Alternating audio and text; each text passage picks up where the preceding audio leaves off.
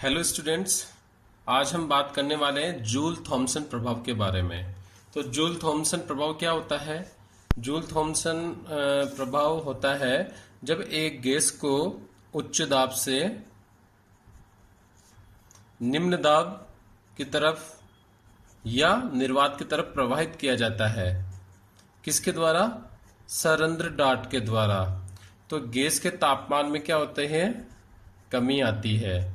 तो और ये गैस के तापमान में कमी आती है और इस प्रकार ये प्रभाव जूल थॉमसन इफेक्ट कहलाता है, या हम इसको बोल सकते हैं शीतलन प्रभाव। तो जूल थॉमसन प्रभाव क्या होता है, दोबारा देखते हैं हम। जब किसी गैस को उच्च दाब से निम्न दाब या निर्वात की ओर सरंध्र दाब से प्रसारित किया जाता है या प्रवाहित किया जाता है तो गैस के तापमान में कमी आती है। इस प्रभाव को जूल थॉमसन प्रभाव कहते हैं, या हम इसे कहेंगे शीतलन प्रभाव। अच्छा, ये कौन सी गैसेज में होता है? ये होता है वास्तविक गैसेज में। वास्तविक गैसों में ये पाया जाता है, क्योंकि उनके अंदर क्या पाया जाता है? वांडरवल आकर्षण बल की वजह से गैस के अणुओं के बीच में आकर्षण बल रहता है। वांडरवल आकर्षण बल हो गया। जब गैस को उच्च दाब से निम्न दाब की तरफ प्रवाहित किया जाता है तो ये आकर्षण बल कम हो जाता है, टूट जाता है। और इस आकर्षण बल को तोड़ने के लिए कौन काम में मतलब ये आकर्षण बल कैसे टूटेगा? वांडरवाल आकर्षण बल तोड़ने के लिए उसकी आंतरिक एनर्जी काम में आती है, और आंतरिक एनर्जी इस वांडरवाल आकर्षण बल को तोड़ने में काम आ जाती है। इसलिए गैस की तापमान में कमी आ जाती है और शीतलन प्रभाव दिखाई देता है। तो वास्तविक गैसों में ये पाया जाता है, किंतु आदर्श गैस होती है उनके अंदर वांडरवाल आकर्षण बल नाम की कोई चीज नहीं होती है। तो आदर्श गैस में क्या होता है? ये जूल थॉमसन इफेक्ट नहीं पाया जाता है। वास्तविक गैसेस के में अणुओं के मध्य वांडरवाल आकर्षण बल होता है। जब इन गैसेज को उच्च दाब से निम्न दाब की तरफ प्रवाहित किया जाता है तो इनके वांडरवाल आकर्षण बल को तोड़ने में इनकी आंतरिक ऊर्जा कामने आती है। उस आंतरिक ऊर्जा की कामने आने की वजह से उसके तापमान में कमी आ जाती है। इस वजह से वास्तविक गैसेज शीतलन प्रभाव दिखाती है या जूल थॉमसन प्रभाव दिखाती है।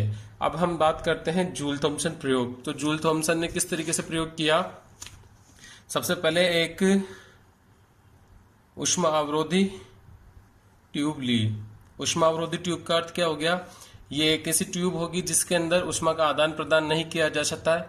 मतलब ये एडियाबेटिक प्रोसेस की जैसा काम करेगा, रुद्धोष्म प्रक्रम हो जाएगा जिसके अंदर किसी भी तरीके से ऊष्मा का आदान प्रदान नहीं होगा। जिसके मध्य में क्या लगा हुआ है? एक सरंध्र डाट लगा हुआ है जिसे हम पोरस प्लग कहते हैं, और दोनों तरफ घर्षणहीन बाहरीन पिस्टन लगे हुए हैं।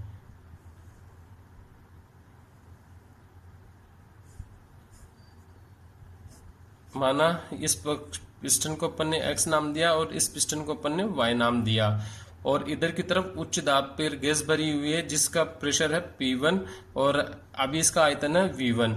जब इस गैस को X से प्रेशराइज करके सरंध्र डाट से इसमें भेजा जाता है तो इसका प्रेशर हो जाता है P2 और V2।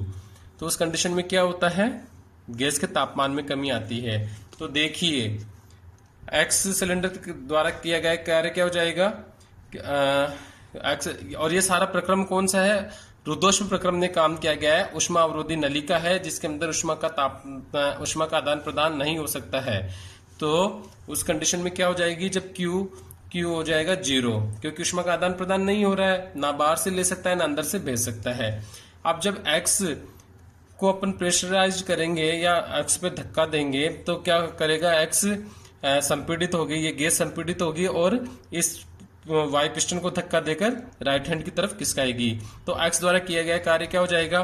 क्योंकि स्टार्टिंग में इसका वॉल्यूम क्या है? V1, लास्ट में क्या हो जाएगा? 0। स्टार्टिंग में इनिशियल में तो V1 है और लास्ट में क्या हो जाएगा? 0। तो इसके द्वारा किया गया कार्य क्या हो जाएगा? एक्स के द्वारा, चूंकि यहाँ पर सिस्टम पर कार्य किया जा रहा है तो उस कंडीशन में हम पॉजिटिव लेंगे तो किया गया कार्य हो जाएगा P1 V1। ठीक है। इसी तरह से जब हम बात करेंगे वाई पिस्टन की तरफ, तो क्या हो रहा है, गैस का प्रसार हो रहा है और 0 से कितना हो रहा है, V2 वॉल्यूम हो जाता है। पहले 0 था स्टार्टिंग में और अंत में कितना हो जाता है, V2। तो किया गया कार्य क्या हो जाता है, P2 V2। और गैस द्वारा कार्य किया जा रहा है क्योंकि गैस धक्का दे रही है वाई पिस्टन को और वाई को पिस्टन को ऊपर की तरफ धकेल रही है, तो कार्य क्या हो जाता है, नेगेटिव। तो P2 V2। ठीक है, अब आप देखते हैं उष्मा गतिकी के प्रथम नियम प्रथम नियम क्या कहता है, या उसकी इक्वेशन क्या है, U equal to Q plus W। U की U और E बराबर ही होता है, अपन U भी यूज करते हैं और E भी यूज करते हैं, ये आपको पता ही है।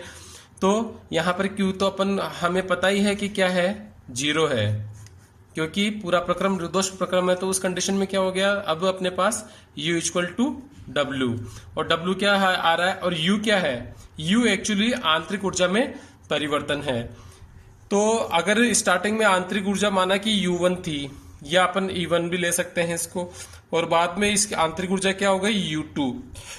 तो डेल यू कितना हो जाएगा, del U equal to W बात करेंगे तो डेल यू क्या हो जाएगा, डेल यू हो रहा है U2 माइनस U1, या इधर में लिख दू U2 माइनस U1, और W कितना हो गया, कुल का लास्ट वाला कार्य और अंतिम कार्य माइनस प्रारंभिक कार्य, तो P2 V2 minus P1 V1। तो इधर मैं लिख दू P2, सॉरी यहाँ पे P2 V2 तो अपना वो है, तो अपने पास क्या हो जाएगा,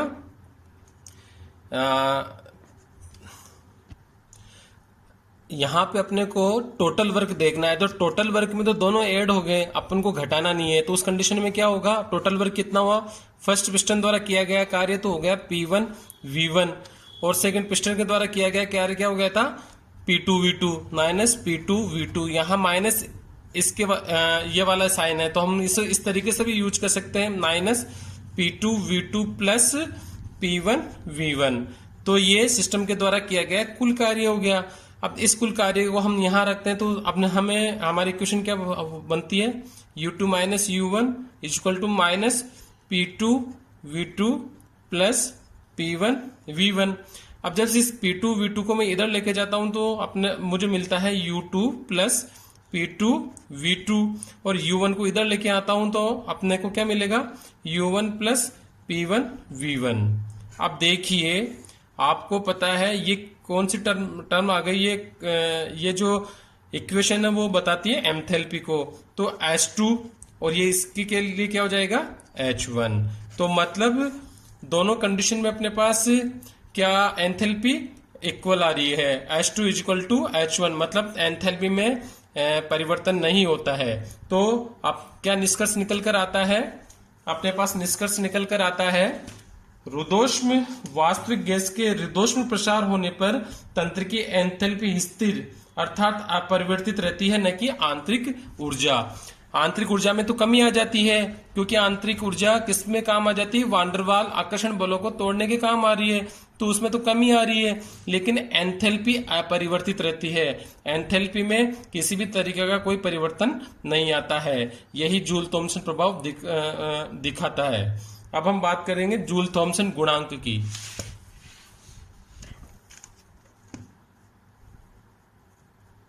जूल थॉमसन गुणांक,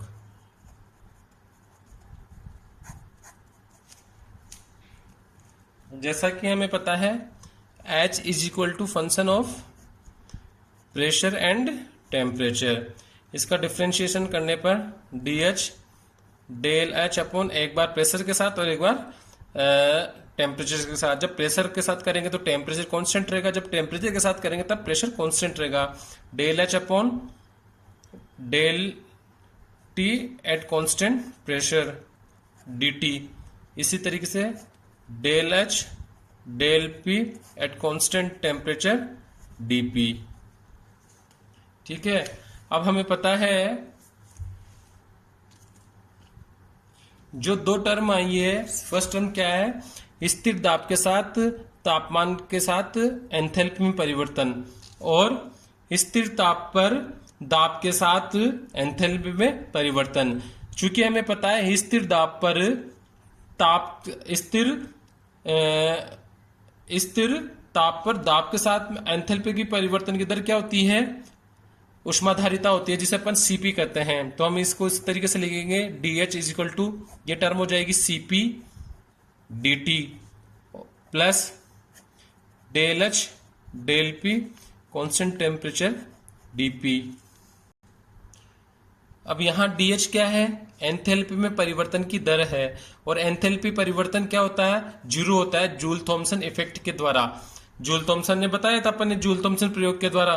तो अपन डीएच क्या हो जाएगा यहाँ पर? जीरो। तो इक्वेशन क्या हो जाएगी अपने पास? CP D T plus del H del P at constant temperature DP is equal to zero. अब इसमें इस पूरी टर्म को मैं उधर राइट हैंड ले जाऊंगा, देन अपने को क्या मिलेगा? बराबर minus del H del P T और डीपी। ठीक है, अब इसको रीअरेंज करते हैं। तो उस कंडीशन पे अगर मैं इसको इधर लेके जाऊं तो मुझे क्या मिलेगा? डेल टी डेल पी, और सीपी को इधर लेके जाऊंगा तो ये नीचे की तरफ आ जाएगा, तो क्या मिलेगा? Minus del H del P constant temperature upon CP. चूंकि पूरा ये पद कौन सी कंडीशन पे हो रहा है? स्थिर एंथैल्पी में की कंडीशन में हो रहा है, एंथैल्पी में परिवर्तन नहीं हो रहा। तो मैं यहां पर कंडीशन लगा सकता हूं। कौन सी कंडीशन? स्थिर एंथैल्पी पर। ठीक है, अब आगे देखते हैं। देखो हमें क्या पद मिल गया? स्थिर एंथैल्पी पर दाब के साथ तापमान में परिवर्तन, और ये क्या कहलाता है? जूल थॉमसन गुणांक कहलाता है। तो जूल थॉमसन गुणांक क्या हो जाएगा? इसके द्वारा हम जूल थॉमसन गुणांक के वैल्यू ज्ञात कर सकते हैं। तो जूल थॉमसन गुणांक क्या हो गया? स्थिर एंथैल्पी पर दाब के साथ तापमान में परिवर्तन की दर जूल थॉमसन गुणांक कहलाती है। और इसको किस द्वारा व्यक्त करते हैं? म्यू जे और टी के द्वारा हम जूल थॉमसन गुणांक को व्यक्त करते हैं।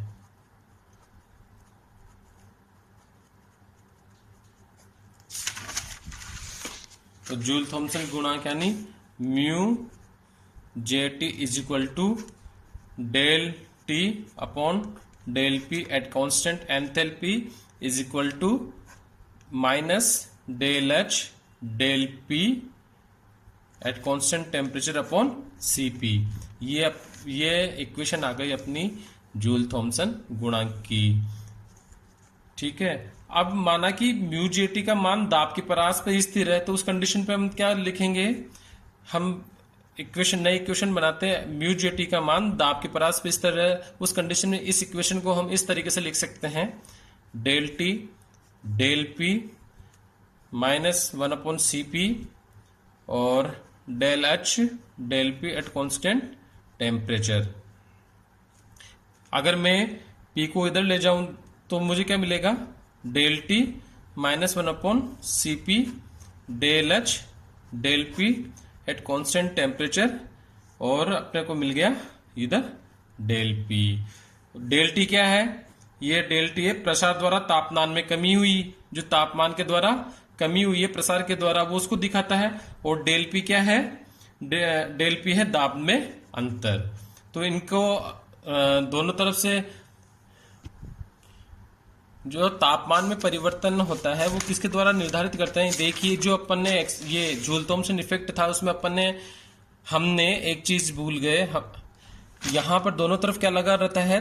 थर्मामीटर लगा रहता है, जो कि किसको दिखाएगा? तापमान में हुई कमी को दिखाएगा। और ये तापमान में हुई कमी हम इसके द्वारा निर्धारित कर लेते हैं, और इस इक्वेशन में डेल टी की जगह यूज करते हैं। तो इस तरीके से डेल टी अपने को पता चल जाता है, डेल पी अपने को पता चल जाता है, और सीपी अपने को पता चल जाता है। तो हम किसकी वैल्यू निकाल सकते हैं? हम निकाल सकते हैं स्थिर ताप पर दाब के साथ हुए एंथैल्पी में परिवर्तन की दर हम निकाल सकते हैं। आदर्श गैस के लिए यही म्यू जेटी का मान क्या हो जाएगा? 0 हो जाएगा आदर्श गैस के लिए।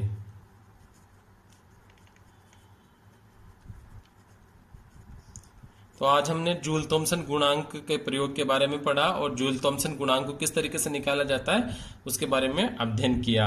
नेक्स्ट लेक्चर में हम वास्तविक गैसों के लिए जूल थॉमसन गुणांक एवं व्युत्क्रम ताप के बारे में बात करेंगे। धन्यवाद।